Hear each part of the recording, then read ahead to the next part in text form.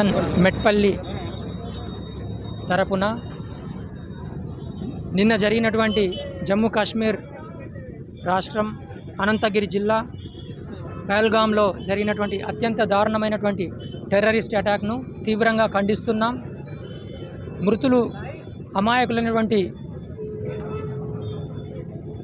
ప్రజల్ని, ముఖ్యంగా మరి ఇంటికి ప్రతి ఒక్కరిని చూజీగా పెద్దవారిని చూజ్ చేసుకోవడము, మళ్ళీ మతపరమైనటువంటి విద్వేషంతో ఈ విధంగా దారుణంగా హతమార్చడం చాలా హృదయ విదారకం.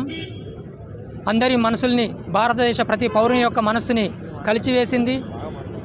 ఇందుకు ఈ సందర్భంగా తప్పకుండా వారికి ప్రతిచర్య ఉంటుంది.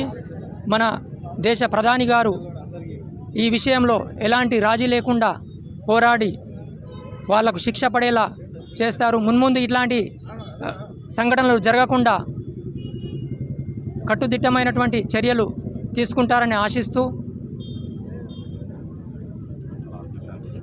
వారి ఆత్మకు, చనిపోయినటువంటి వారి ఆత్మకు శాంతి చేకూర్చాలని వారి యొక్క కుటుంబ సభ్యులకు మా Indian medical association Metpalli branch తరపున ప్రగాఢ సానుభూతిని వ్యక్తం చేస్తున్నాము.